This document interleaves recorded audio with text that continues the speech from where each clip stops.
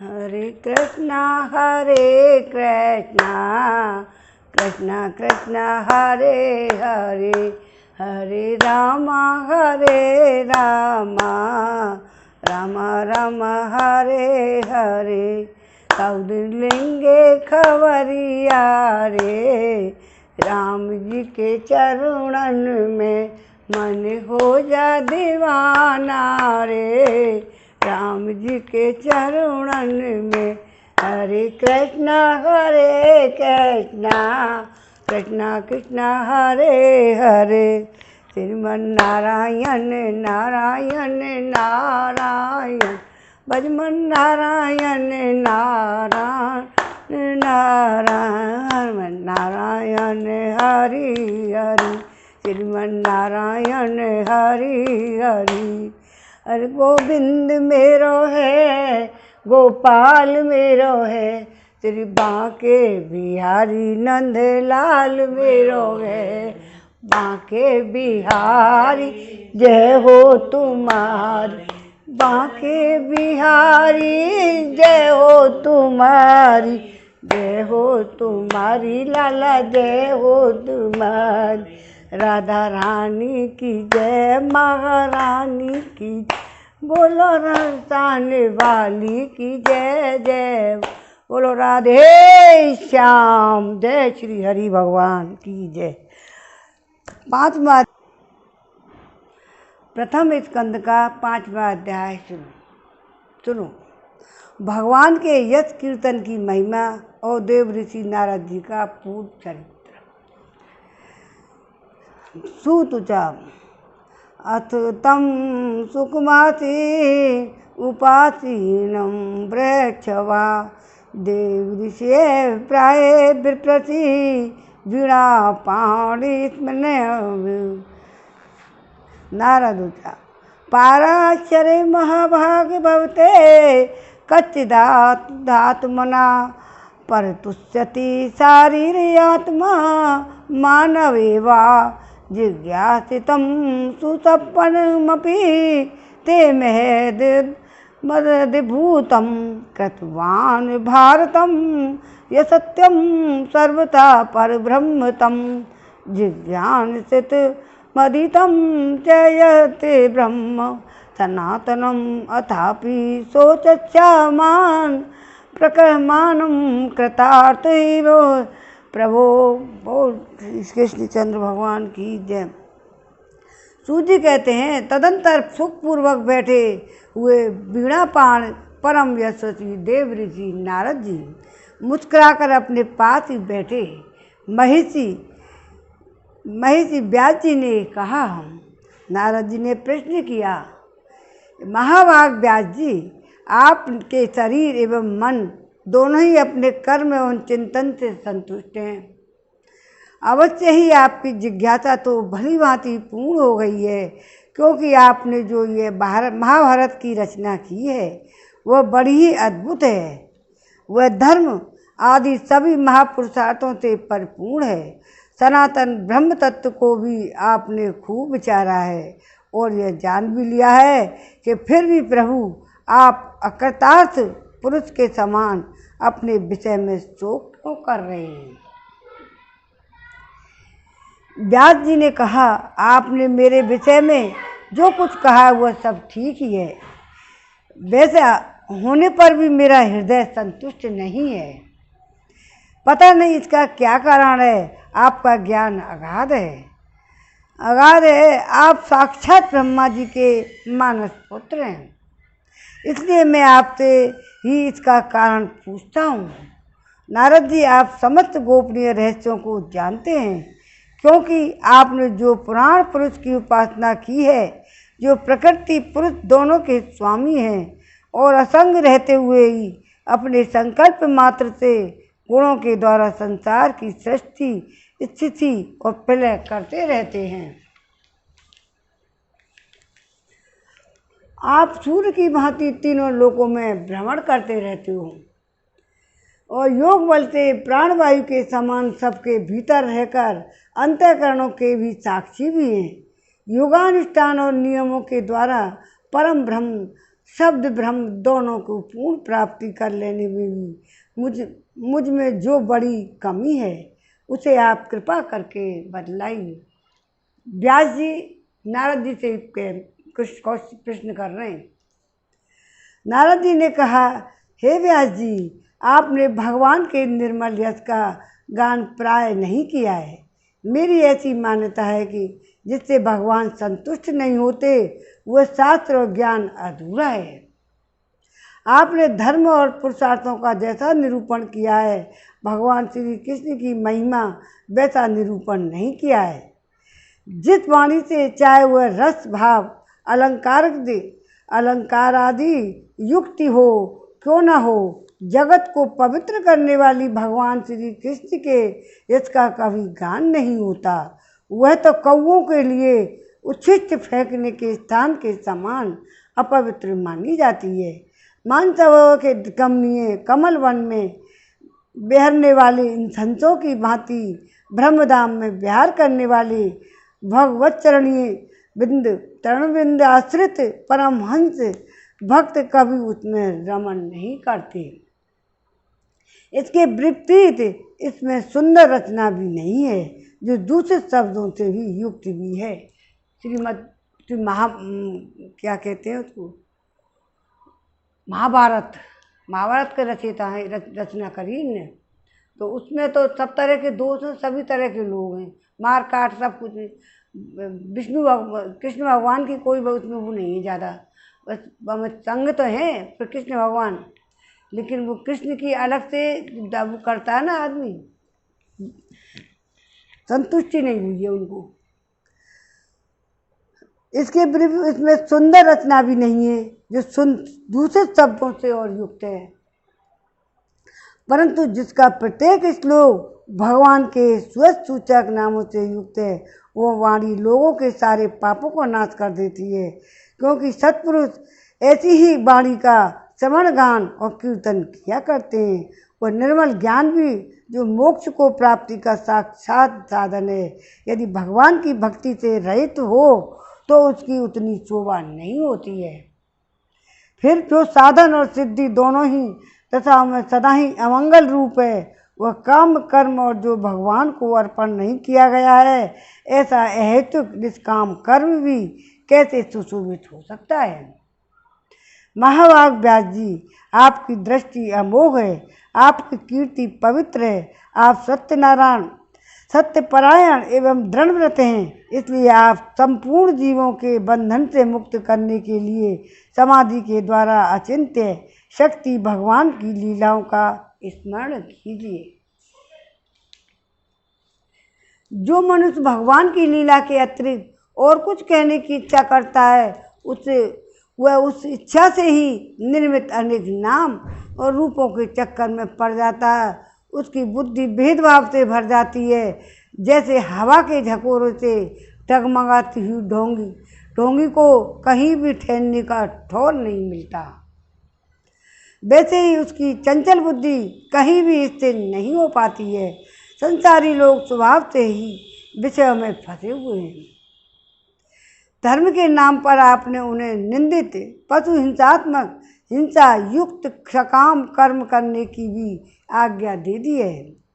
यह बहुत ही उल्टी बात हुई है, क्योंकि मूर्ख लोग आपके वचनों से पूर्वोक्त निंदित कर्म को ही धर्म मानकर यही मुख्य धर्म है ऐसा निश्चय करके उसका निषेध करने वाले वचनों को ठीक नहीं मानते। भगवान अनंत हैं, कोई विचारवान ज्ञानी पुरुष ही संसार की ओर से निवृत्त होकर उनके स्वरूपभूत परमानंद का अनुभव कर सकता है।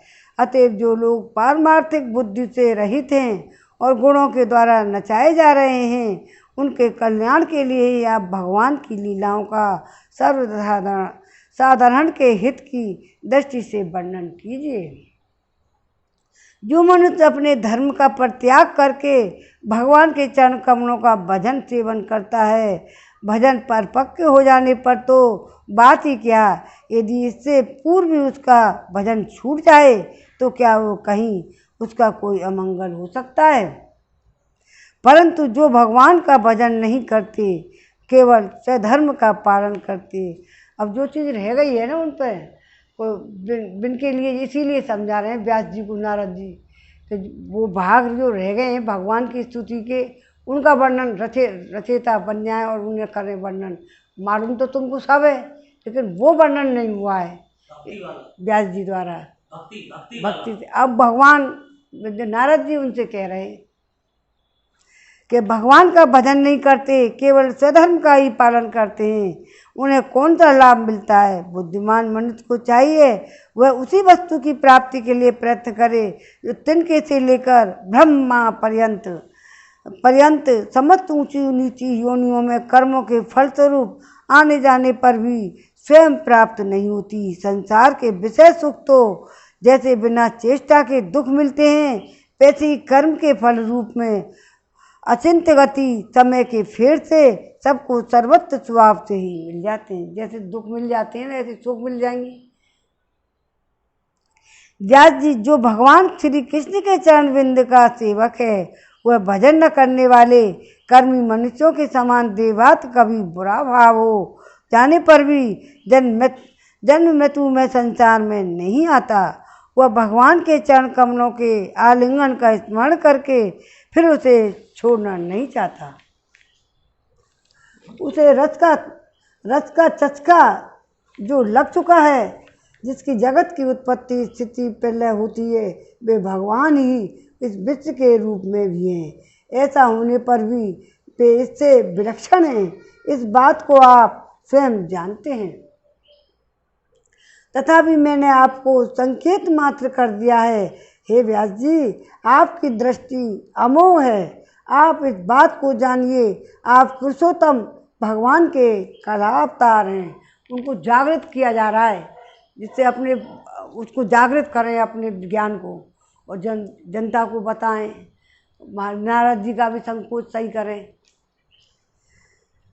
आपने अजन्मा होकर भी जगत के कल्याण के लिए जन्म ग्रहण किया है, इसलिए आप विशेष रूप से भगवान की लीलाओं का कीर्तन कीजिए। विद्वानों ने इस बात का निरूपण किया है कि मनुष्य तपस्या, वेदाध्ययन, ज्ञानुष्ठान, स्वाध्याय, ज्ञान और दान का एकमात्र प्रयोजन यही है कि पुण्य कीर्ति श्री कृष्ण के गुणों और लीलाओं का वर्णन किया जाए। मुझे पिछले कल्प में अपने पूर्व जीवन में भी वेदवादी ब्राह्मणों की एक दासी का लड़का था।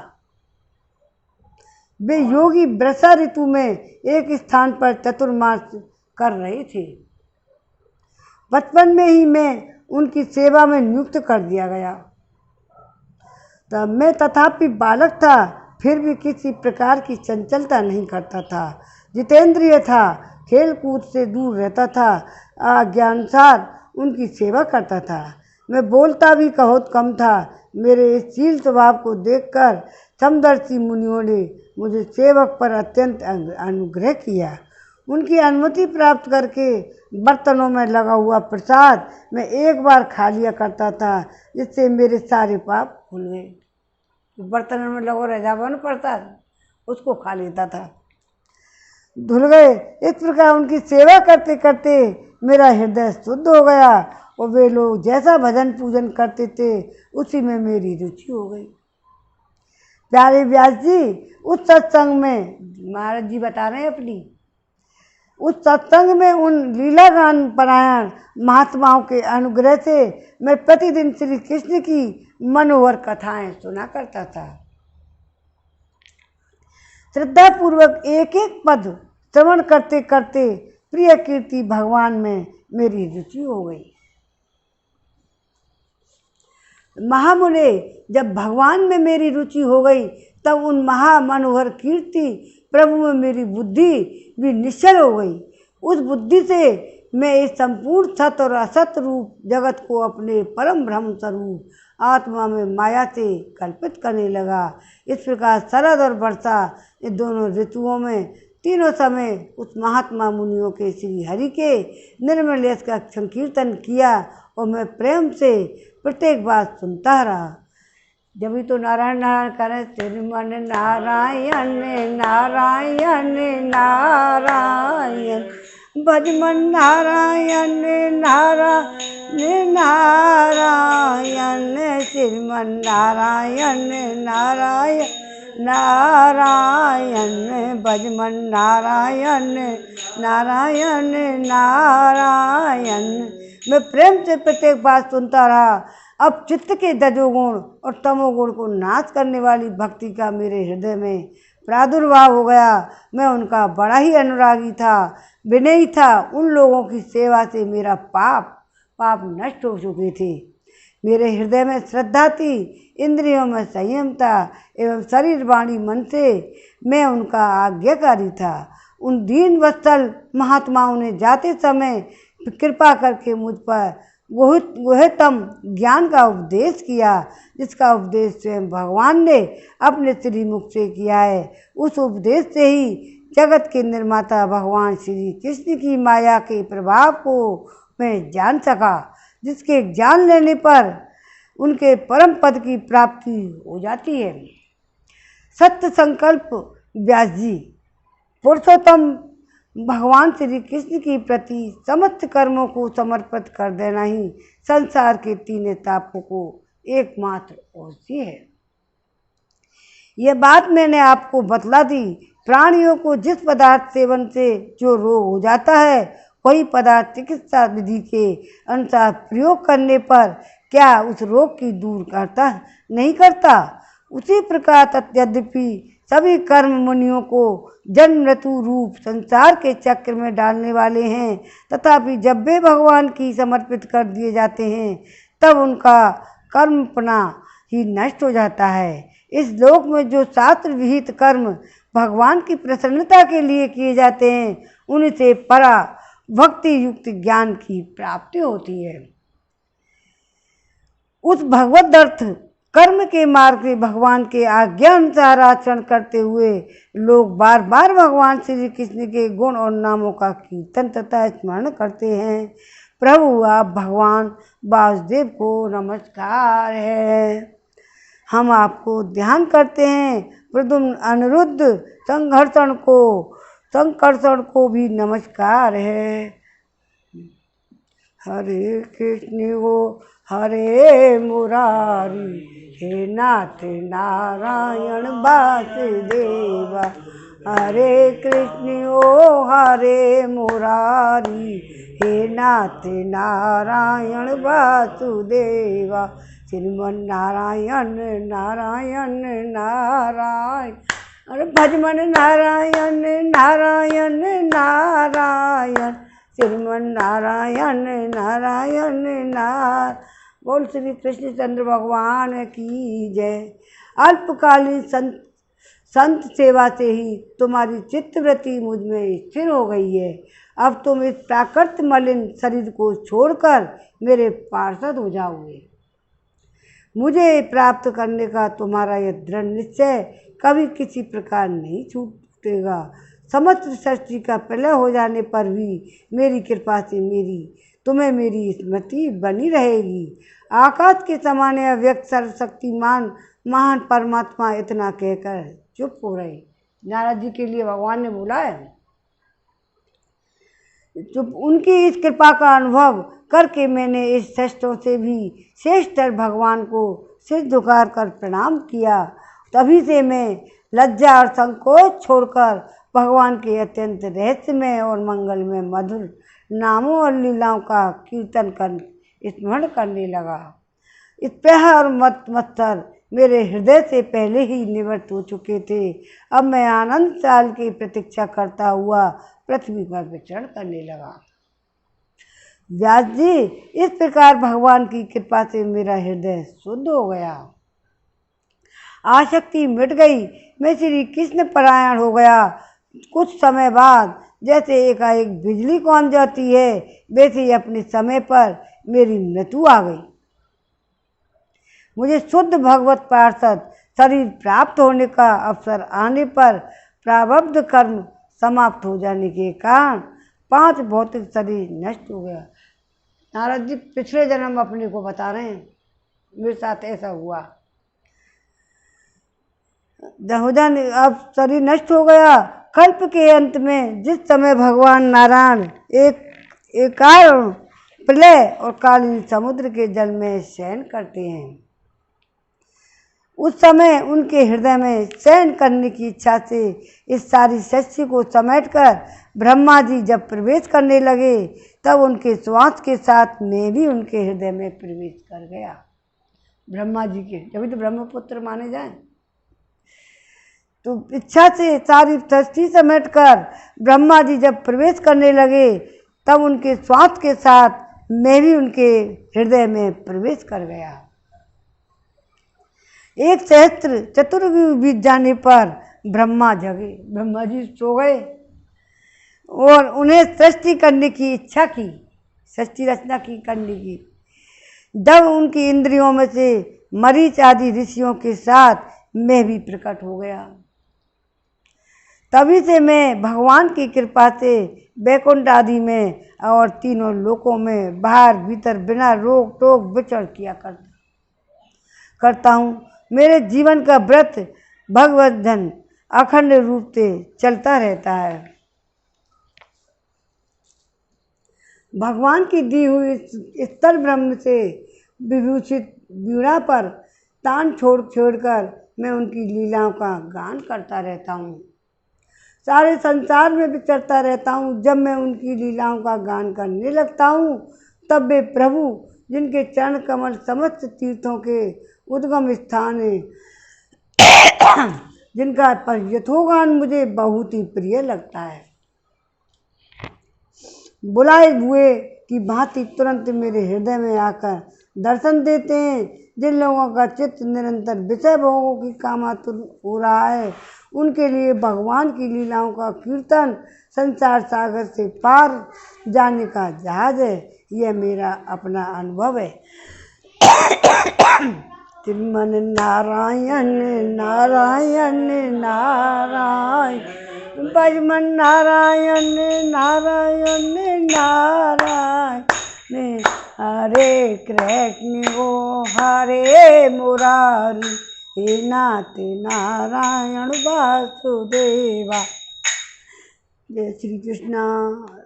काम और लोभ, मेरा यह अनुभव है, काम और लोभ चोट से बार बार घायल हुआ हृदय श्री कृष्ण सेवा से जैसी प्रत्यक्ष शांति का अनुभव करता है।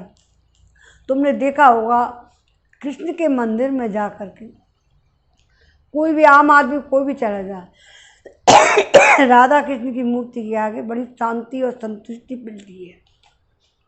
लोगों को फुर्सत नहीं है जाने आने दर्शन करने। जब भी घर के मंदिर में भी करते हैं तो बहुत संतुष्टि मिलती है।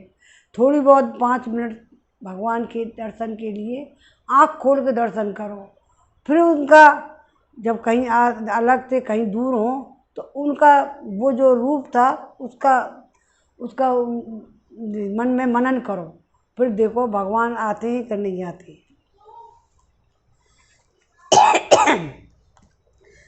उनके लिए भगवान की लीलाओं का वर्णन कीर्तन संसार सागर से पार जाने का जहाज है। ये मेरा अपना अनुभव है। काम और लोभ की चोट से बार बार घायल हुआ हृदय श्री कृष्ण सेवा से जैसी प्रत्यक्ष शांति का अनुभव करता है। यम नियम आदि योग मार्गों से वैसे शांति नहीं मिल सकती। व्यास जी, आप निष्पाप हैं। आपने मुझसे जो कुछ पूछा था वह सब अपने जन्म और साधना का रहस्य, आपको आत्मतुष्टि का उपाय मैंने बतला दिया है। श्री सूत जी कहते हैं, शौनकादि ऋषियों, देव ऋषि नारद ने व्यास जी से इस प्रकार कहकर और जाने की अनुमति ली और बीड़ा बजाते बजाते स्वच्छंद विचरण करने के लिए चल पड़े। आहा, ये देव ऋषि नारद धन्य है जो, क्योंकि सारपाण भगवान की कीर्ति को अपनी वीणा पर गाकर स्वयं तो आनंद मग्न होते हैं, साथ साथ में तत्व जगत को भी आनंद करते रहते हैं। श्रीमन नारायण नारायण नारायण, भगवान नारायण नारायण। भगवान से मिलाने के लिए एक कड़ी है नारद जी। जैसे अपन को सूचना प्रसारण मंत्री बनाए जाते हैं, एक जनता से एक दूसरे को मिलाने का काम करते हैं, वही काम भगवान के यहाँ से नारद जी किया करते थे। जैसे मालूम पड़ता नारद जी वहीं चले जाते जहाँ कोई उनके पास संचार विभाग का कोई दूरगामी कोई मोबाइल तो था ही नहीं, सबके लिए खबर की कैसे मालूम पड़े। भगवान के दर्शन भक्त के द्वारा ही होते तो नारद जी के द्वारा भगवान को भी सचेत करने का काम नारद जी ही करते थे। भगवान सीधे पकड़ में नहीं आए तो किसी सच्चे भक्त को पकड़ लो। सारी सूचना जैसे सूचना मंत्री और वे इधर उधर से इधर उधर करते रहते ना अपन के आजकल मोबाइल थे, वो काम नारद जी किया करते थे। श्रीमद् भागवत का 6वां अध्याय समाप्त हुआ। करूँ और एक और। अब 7वां अध्याय शुरू। शौनक जी ने अश्वत्थामा द्वारा द्रौपदी के पुत्रों को मारा जाना और अर्जुन के द्वारा अश्वत्थामा का मान मर्दन, ये तो पहले हो चुके थे। ये रचना बाद में की गई है ना, महाभारत पहले हो चुकी थी। महाभारत की रचना जब व्यास जी ने की है, इसीलिए इनकी कह रहे हैं, इसकी भी करो श्रीमद् भागवत की। तो अश्वत्थामा का मान मर्दन। श्री शौनक जी ने पूछा, सूत जी, सर्वज्ञ एवं सर्वशक्तिमान व्यास भगवान ने नारद जी का अभिप्राय सुन लिया, फिर उनके चले जाने पर उन्होंने क्या किया? श्री सूत जी ने कहा, ब्रह्म नदी सरस्वती के पश्चिम तट पर साम्यप्रास नाम का एक आश्रम है। वहाँ ऋषियों के यज्ञ चलते ही रहते हैं। वहाँ व्यास जी का अपना आश्रम है। उसके आश्रम के चारों ओर बेर का सुंदर वन है। उस आश्रम में बैठकर उन्होंने आचमन किया और स्वयं अपने मन को समाहित किया। उन्होंने भक्ति योग के द्वारा अपने मन को पूर्णतः एकाग्र और निर्मल करके आदि पुरुष परमात्मा उनके आश्रय से रहने वाली माया देखा व्यास जी ने। इसी माया से मोहित होकर यह जीव तीनों गुणों से अतीत होने पर भी अपने को त्रिगुणात्मक मान लेता है और इस मान्यता के कारण होने वाले अनर्थों को भोगता है। इन अनर्थों की शांति का साक्षात साधन है केवल भगवान का भक्ति योग, परंतु संसार के लोग इस बात को नहीं जानते। यही समझकर उन्होंने इस परमहंसों की संहिता श्रीमद् भागवत की रचना की है। इसके श्रवण मात्र से पुरुषोत्तम भगवान श्री कृष्ण के प्रति परम प्रेममयी भक्ति हो जाती है, जिससे जीव के शोक मोह और भय नष्ट हो जाते हैं। उन्होंने इस भागवत के संहिता का निर्माण और पुनरावृत्ति करके इसे अपने निवृत्ति परायण पुत्र श्री सुखदेव जी को पढ़ाया।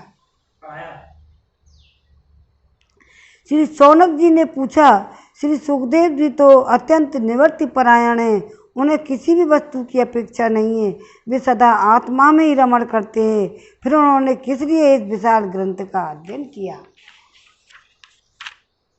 बहुत बढ़िया प्रश्न है।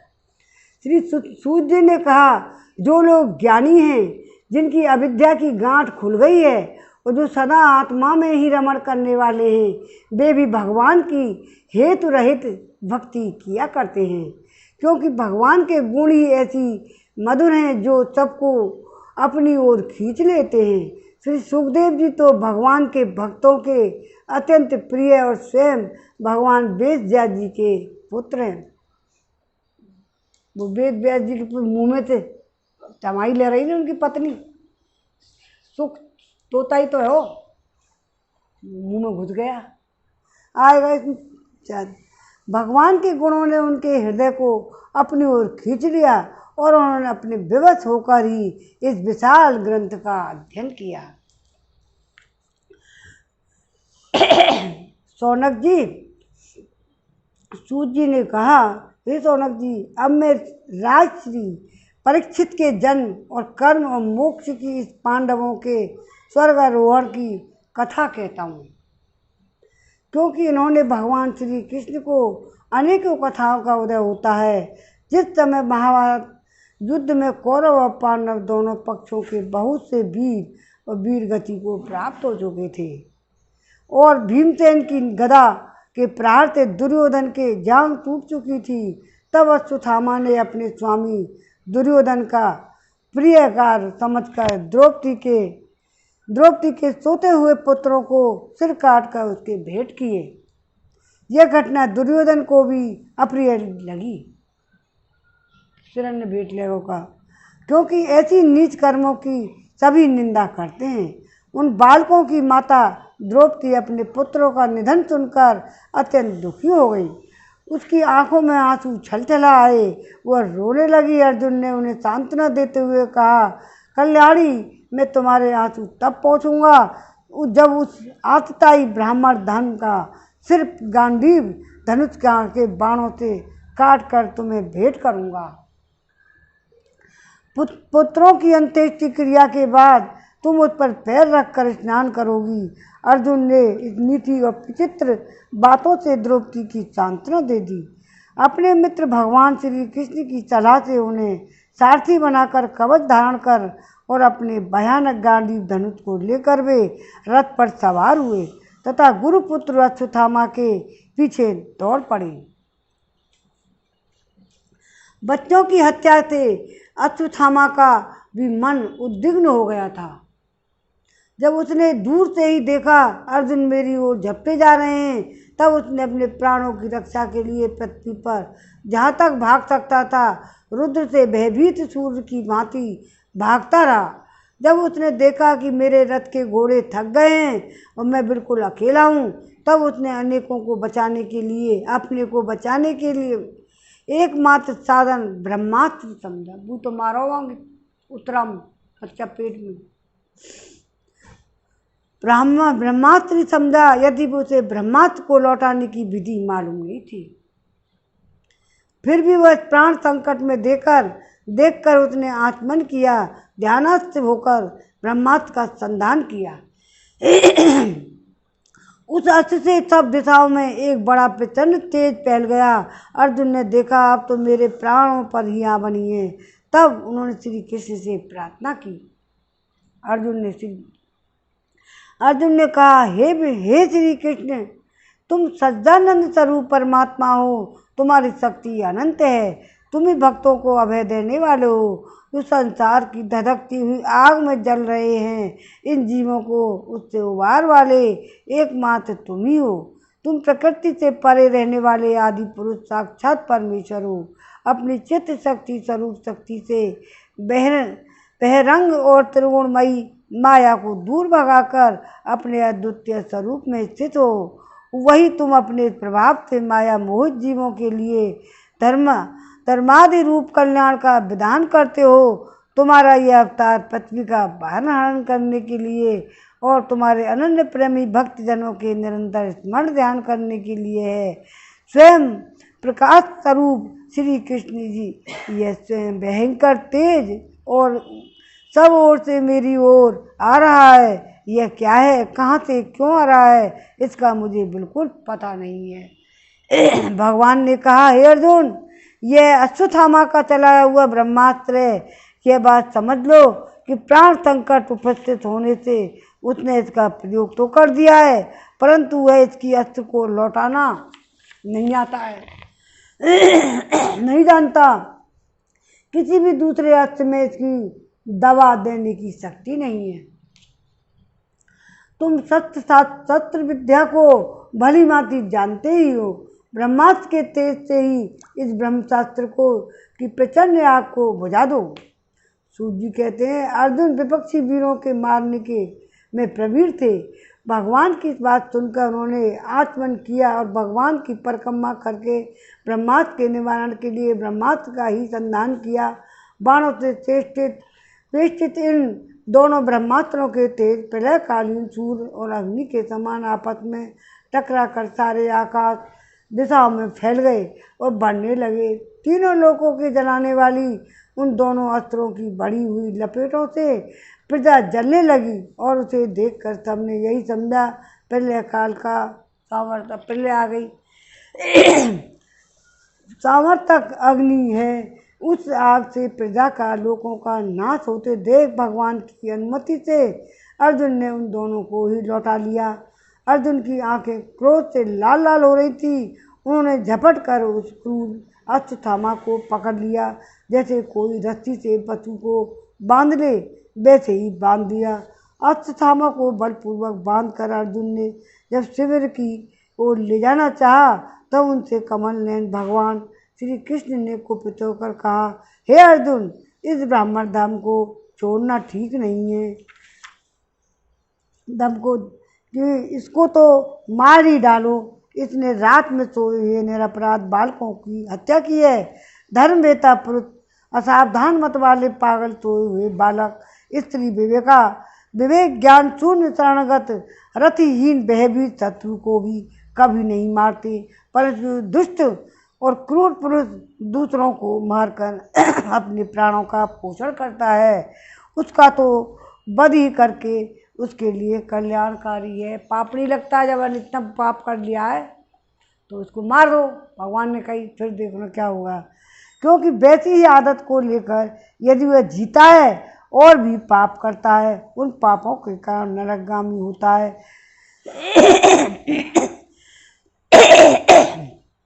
फिर मेरे सामने ही तुमने द्रौपदी से प्रतिज्ञा की थी कि मानवती, जिसने तुम्हारे पुत्रों का वध किया है उसका मैं सिर उतार लाऊंगा। उसका क्या हुआ? इस पापी कुलंगार अत्याचारी ने तुम्हारे पुत्रों का वध किया है और अपने स्वामी दुर्योधन को भी दुख पहुंचाया है, इसलिए अर्जुन इसे मार ही डालो। भगवान श्री कृष्ण ने अर्जुन को धर्म की परीक्षा लेने के लिए इस प्रकार प्रेरणा दी, परंतु अर्जुन का हृदय महान था। भगवान तो वहाँ की वही परीक्षा ले लें, देख लो अपने मित्रों। यद्यपि अश्वत्थामा ने अब उनके पुत्रों की हत्या की थी, फिर भी अर्जुन के मन में गुरुपुत्र को मारने की इच्छा नहीं हुई। इसके बाद अपने मित्र और सारथी श्री कृष्ण के साथ वे अपने युद्ध शिविर में पहुंचे। वहां अपने मृत पुत्रों के लिए शोक करती हुई द्रौपदी को उसे सौंप दिया। द्रौपदी ने देखा कि अश्वत्थामा पशु की तरह बांध कर लाया गया है। निंदित कर्म करने के कारण इसका मुख नीचे की ओर झुका हुआ है। अपना अनिष्ट करने वाले गुरुपुत्र अश्वत्थामा को इस प्रकार अपमानित देखकर द्रौपदी का कोमल हृदय कृपा से भर आया। उसने अश्वत्थामा को नमस्कार किया। गुरुपुत्र का इस प्रकार बांध कर लाया जाना सती द्रौपदी को सहन नहीं हुआ। उसने कहा, छोड़ दो इन्हें, छोड़ दो, ये ब्राह्मण है, हम लोगों की अत्यंत पूजनीय है, जिनकी कृपा से आपने रहस्य के सारे धनुर्वेद और प्रयोग उपचार के साथ संपूर्ण शस्त्र शास्त्रों का ज्ञान प्राप्त किया है। वे आपके आचार्य द्रोणी पुत्र के रूप में आपके सामने खड़े हैं। उनकी अर्धांगिनी कृपा अपने वीर पुत्र की ममता से ही अपने पति का अनुगमन नहीं कर सकी। वे कभी जीवित हैं। महाभाग्यवान आर्यपुत्र, आप तो बड़े मर्म धर्मज्ञ हैं। जिस गुरुवंश की नित्य पूजा और वंदना करनी चाहिए, उसी को व्यथा पहुंचाना आपके योग्य कार्य नहीं है। जैसे अपने बच्चों को मर जाने से मैं अत्यंत दुखी होकर रो रही हूँ और मेरी आंखें से बार बार आंसू निकल रहे हैं, वैसे ही इनकी माता पतिव्रता गौतमी न रोए। और उच्छृंखल राजा अपने कुकृत्यों से ब्राह्मण कुल को कुपित कर देते हैं। वह कुपित ब्राह्मण कुल उन राजाओं के सपरिवार शोकाग्नि में डालकर शीघ्र ही भस्म कर देता है। सूर्य ने कहा, सोनकादि ऋषियों, द्रौपदी की बात धर्म और न्याय के अनुकूल थी। उसमें कपट नहीं था, करुणा और ममता थी। अतएव राजा युधिष्ठिर से ने रानी के इन भरे श्रेष्ठ वचनों का अभिनंदन किया। साथ ही नकुल, सहदेव, सात्विक, अर्जुन, स्वयं श्री भगवान श्री कृष्ण वहाँ पर उपस्थित सभी नारियों ने द्रौपदी की बात का समर्थन किया। उस समय क्रोधित होकर भीमसेन ने कहा, जिसने सोते बच्चों को न अपने लिए और न स्वामी के लिए बल्कि व्यर्थ ही मार डाला, उसका तो वध ही उत्तम है। भगवान श्री कृष्ण ने द्रौपदी और भीमसेन की बात सुनकर अर्जुन की ओर देखकर कुछ हंसते हुए से कहा। भगवान श्री कृष्ण बोले, पतित ब्राह्मण का भी वध नहीं करना चाहिए। वो खुद ही अब पतित हो गया है, तो पतित ब्राह्मण का भी वध नहीं करना चाहिए। आतताइयों को मार ही डालना चाहिए। शास्त्रों में मैंने ही दोनों बातें कही हैं, लेकिन इसलिए मेरी दोनों आज्ञाओं का पालन करो। तुमने द्रौपदी को सांत्वना देते हुए समय जो प्रतिज्ञा की थी उसे भी सत्य करो। साथ ही भीमसेन, द्रौपदी और रण मुझे जो प्रिय है वह भी करो। शिव जी कहते हैं, अर्जुन भगवान के हृदय की बात तुरंत ताड़ गए और उन्होंने अपनी तलवार से अश्वत्थामा के सिर की मणि उसके बालों के साथ उतार दी और बालकों की हत्या करने से ही श्रीहीन तो पहले ही हो गया था, अब मणि ब्रह्म तेज से भी रहित हो गया। इसके बाद उन्होंने रस्सी का बंधन खोलकर उसे शिविर से निकाल दिया। वो मणि थी ना, वो प्रभाव था उसका, निकाल दिया। मूड़ देना, धन छीन लेना, स्थान से बाहर निकाल देना, यही ब्राह्मणों का धर्मों का वध है। धर्म उनके लिए इससे भिन्न शारीरिक वध का विधान कहीं है। पुत्रों की मृत्यु से द्रौपदी, पांडव सभी शोकातुर हो रहे थे। अब उन्होंने अपने मरे हुए भाई बंधुओं की दहादी अंत्येष्टि क्रिया की। बोल श्रीमन नारायण। 7वें अध्याय की समाप्त हो गया।